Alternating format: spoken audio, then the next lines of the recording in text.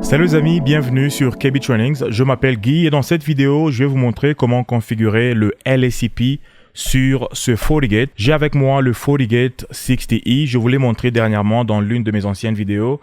Je vous ai montré comment je l'ai installé, configuré Internet avec WAN 1, WAN 2 et j'ai même utilisé du LACP. C'est là que je vous ai promis que je vais entrer en détail sur le LACP. Alors aujourd'hui, je reviens avec cette vidéo comme promis et je vais vous montrer comment configurer et même faire un peu de troubleshooting sur le LACP. Alors sur cette table, j'ai quelques équipements avec moi. D'ailleurs, je devais en avoir plus, mais j'ai enlevé quelques-uns. Comme je vous ai promis sur Instagram, pour ceux qui ne me suivent pas, je publie sur Instagram les behind the scenes et beaucoup de choses que je fais ici. Alors j'ai publié une photo dans laquelle je promettais cette vidéo et je vous ai montré aussi un autre switch de D-Link.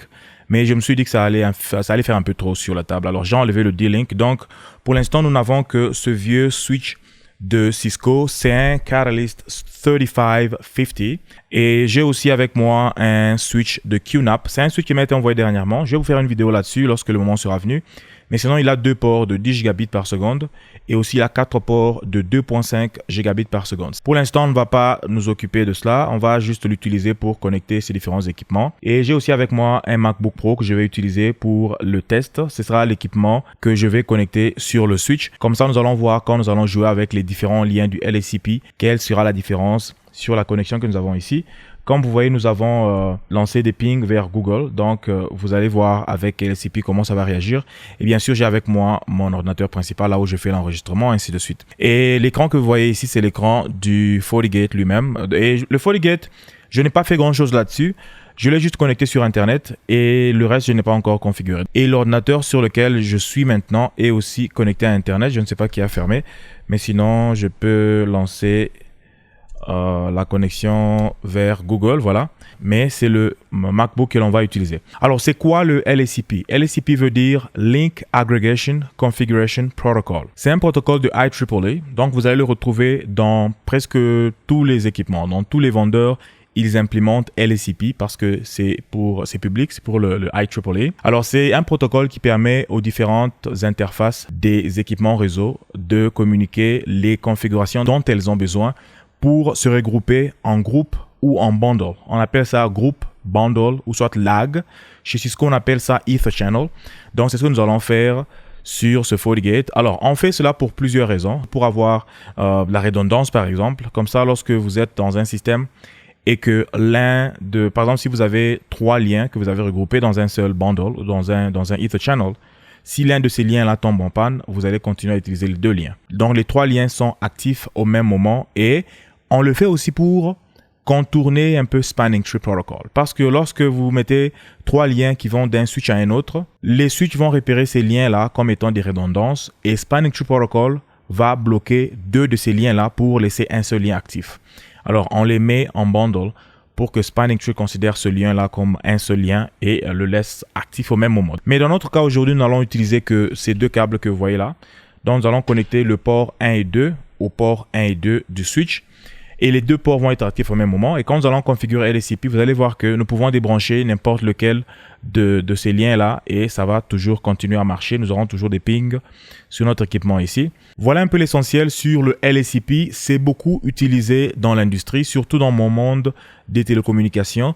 Quand nous avons une connexion de peering, par exemple, entre notre compagnie et un autre peer, pour ceux qui ne connaissent pas le peering, j'en parle dans mon cours de Cisco CCNA que je donne sur kbtrainings.com. Si vous voulez commencer ou booster votre carrière, c'est le cours qu'il vous faut. En français et en anglais, vous n'aurez pas de souci à passer l'examen. Alors, lorsqu'on veut nous connecter à un peer, souvent ce sont des grands peers et on fait traverser beaucoup de trafic. Le maximum que l'on peut avoir sur certains routeurs, par exemple, ce sont des liens de 100 gigabits par seconde. Alors, il y a des peers pour lesquels on regroupe par exemple 18 liens de 100 gigabits par seconde. En passant, pour le Cisco, les Catalyst au moins, en général, la limite c'est 8. On peut mettre 8 liens seulement dans un seul Ether Channel. Mais ça dépend des vendeurs, ça dépend de ce que vous voulez. Comme le petit D-Link que j'avais, que je n'ai pas avec moi ici, la limite c'est 4. Donc, sur ces gros routeurs-là, vous pouvez faire jusqu'à 18 liens et ça vous donne un bundle de 1.8 terabits par seconde que vous allez connecter au peer. Et une chose est que lorsque vous les regroupez comme ça, ça ne devient pas un lien qui est complètement creux de 1.8. mais vous regroupez tous ces 100 gigabits par seconde là, de sorte que les différentes sessions sont partagées entre les différents liens de 100 gigabits par seconde que vous avez à l'intérieur de votre bundle. Donc, c'est un peu ça l'essentiel. Passons directement en configuration. Alors, comme je vous ai dit, nous avons accès à Internet grâce à ce FortiGate. Et l'objectif ici est de faire de sorte que le MacBook qui est là, que je vais connecter à ce switch, soit capable de se connecter au FortiGate, d'avoir une adresse IP et de se connecter à Internet. Et puis, avec les configurations LSCP qu'on aura fait, nous allons jouer avec les différents liens. Vous allez voir que ça va se balancer et que le trafic ne sera pas, n'aura pas de problème. Et après, vers la fin, lorsque j'aurai fait les configurations, je vais vous montrer l'algorithme même qu'utilise le FortiGate pour balancer le trafic là. On peut balancer le trafic en utilisant des informations de Layer 2 ou soit les adresses MAC. On peut le faire en utilisant les informations de Layer 3 ou les adresses IP, ou soit Layer 4 où on a les adresses MAC, l'adresse IP et puis le port number. Alors dans le FortiGate, ici nous avons les différentes interfaces.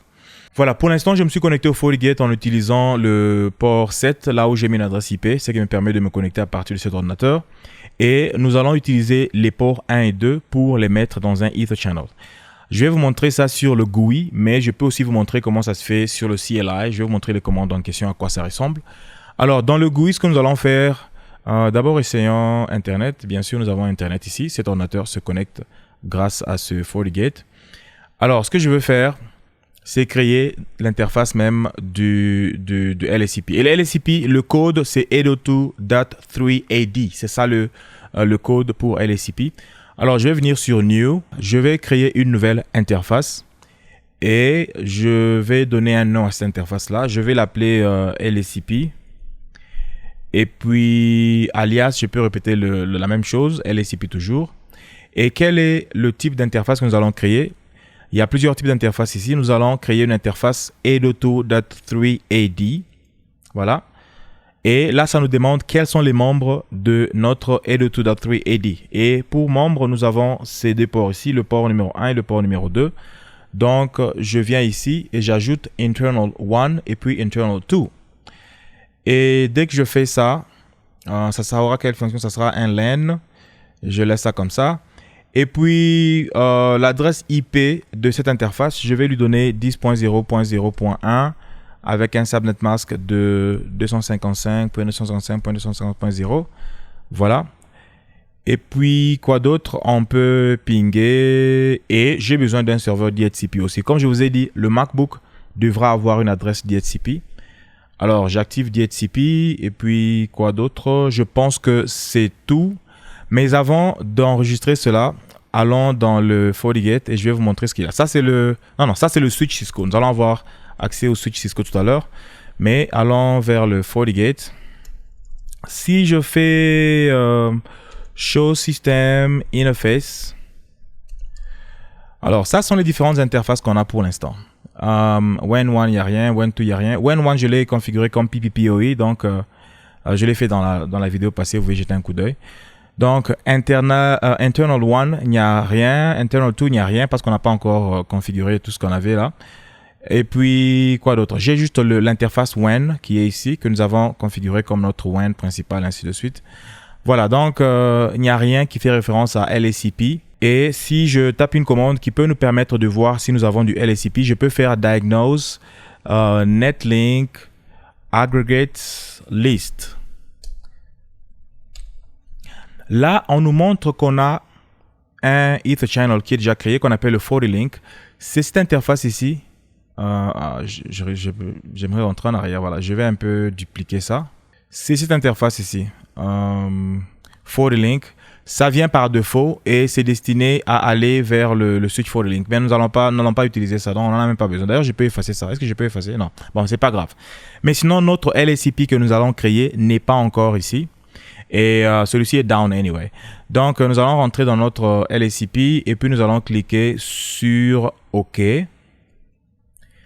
Alors, dès que je clique sur OK, regardez ce qui va se passer. Lorsque je rentre dans le CLI et que je fais la même commande, Show System Interface, vous allez voir qu'il y a une nouvelle interface qui va se créer. Elle est là, qu'on appelle LSCP, avec l'adresse IP qu'on lui a donnée, avec on a permis de ping. Le type, c'est aggregate.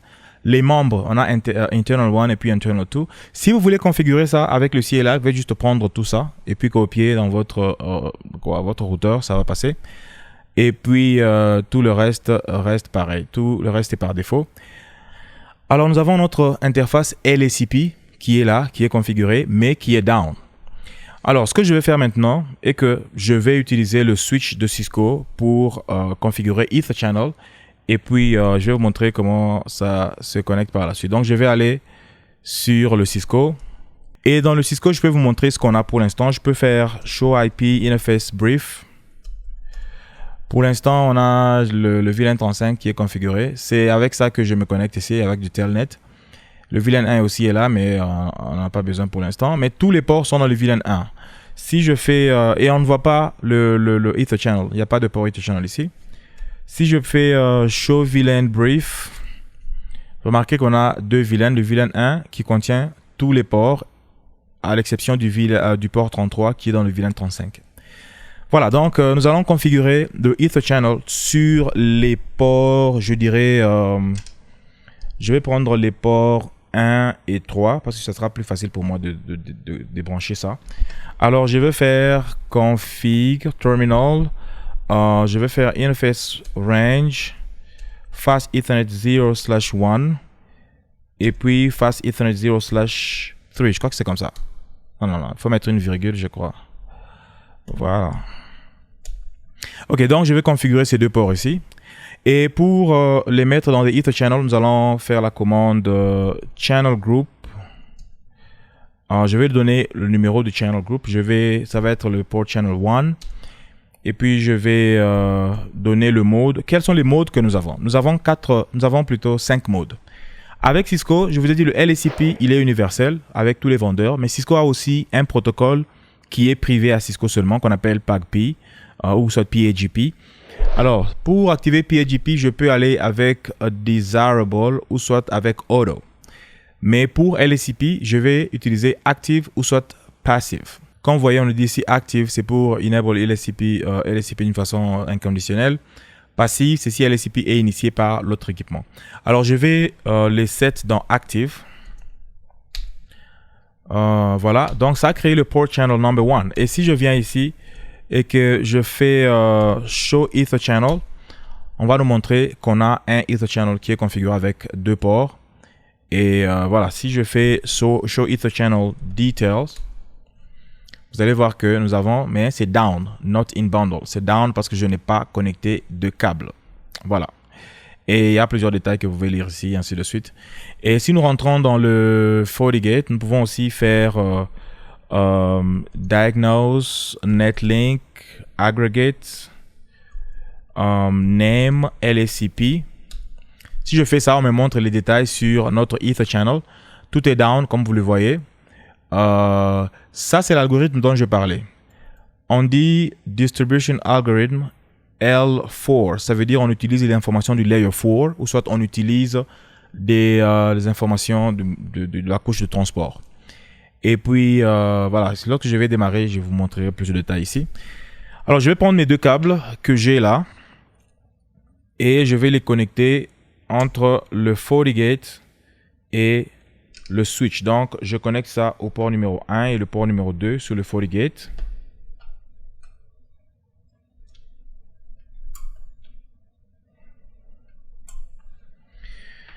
Et puis, sur le switch, je connecte ça au port numéro 1 et le port numéro 3.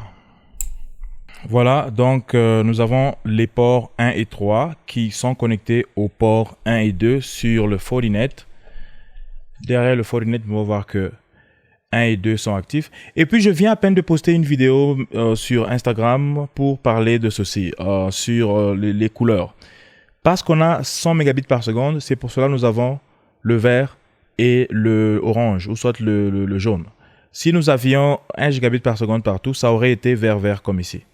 Donc, j'ai posté ça sur Instagram, alors assurez-vous de me suivre sur Instagram. Et si vous aimez ce genre de vidéos, n'oubliez pas d'aimer ça sur YouTube et de partager sur Facebook, Instagram et Twitter, ainsi de suite. Voilà, donc nos Ether Channels doivent être déjà actifs. Commençons avec le Cisco d'abord. Si je fais Show Ether Channel Detail, vous allez voir que nous avons un Ether Channel qui contient deux ports. Le port numéro Fast Ethernet 0/1 qui est app et qui est dans le bundle, mode actif, ainsi de suite. Et puis nous avons le Fast Ethernet 0/3 0/3 qui est app et qui est actif. Notre Ether Channel est actif depuis 5 minutes et nous avons deux ports à l'intérieur. Ainsi de suite, ce sont les détails que Cisco nous donne. Tout ça, je couvre ça dans le cours de CCNA dont j'ai parlé. Et puis, lorsque nous rentrons dans le FortiGate, si je fais la même commande de diagnose netlink aggregate name LACP, maintenant nous avons un peu plus de détails. Regardez. Là, on nous donne d'abord les abréviations de toute la signification de ceci. Qu'est-ce que ça veut dire? A, S, A, I, E, E. Le premier A, ça veut dire active. Le S, ça veut dire speed is slow. Ça veut dire que ça envoie les messages de LACP de façon normale. Et puis, le deuxième A, ça veut dire aggregatable. Le I, ça veut dire port in sync. Et puis, E, ça veut dire collection is enabled, distribution is enabled. Voilà. Et puis, après, nous avons les informations sur les liens. Donc là, nous avons quoi d'autre? Les ports, nous avons deux ports. Nous avons l'algorithme, comme je vous ai dit, nous avons L4. Ça veut dire que ça utilise les informations du layer 4. Mode actif, slow, ainsi de suite. Et puis, nous avons même les adresses MAC aussi. Voilà. Et si nous rentrons dans notre GUI, vous allez voir que si je refresh, les deux ports vont être actifs au même moment. Voilà, les deux. Alors, rapidement, je vais vous montrer comment configurer le LACP sur Unify Network pour vos switches de Ubiquiti. Alors, pour le faire, vous allez vers l'équipement en question. Là, dans mon cas, je vais vers mon switch, main switch. Alors, lorsque j'y vais, je vais dans Settings. Par exemple, si je veux que les ports 21 et 22 soient dans le link aggregation, je vais d'abord cliquer sur le 21 et puis je vais descendre là où c'est écrit Port Profile Override et ici je vais switch à Aggregate. Et puis ici on me demande quel port je vais ajouter pour faire le aggregation. Je clique ici et j'appuie sur port 22 et dès que je clique sur Apply, ces deux ports sont dans le link aggregation. Alors maintenant, il est question de tester avec le MacBook pour voir si on va avoir accès à Internet et puis lorsqu'on va déconnecter les équipements, si ça ne va rien changer. Alors pour l'instant, regardez, je n'ai pas encore d'adresse IP sur le MacBook parce que c'est down. Alors je vais prendre le MacBook et le connecter à l'un de ces ports ici sur le switch. Je l'ai connecté au port numéro 9, je crois. Et ça s'allume et le MacBook devra avoir une adresse IP tout à l'heure. Et il y a des pings ici qui ne vont pas passer parce que je n'ai pas encore configuré le policy pour ça. Voilà, le Mac démarre. Mais apparemment, il n'a pas eu de DHCP. Il s'est donné lui-même une adresse. Qu'est-ce que c'est? Ok, voilà. Finalement, le DHCP a répondu. Il a maintenant une adresse. Mais bien sûr, nous n'aurons toujours pas accès à Internet parce que je n'ai pas encore configuré de policy. Alors, nous allons faire du firewall policy.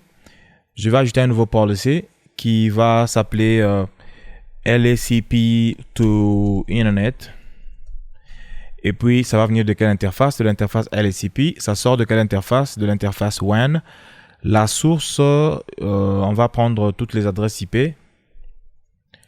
Bah, juste parce qu'on est juste pressé. Qu'est-ce que j'ai fait? La source, on prend tout.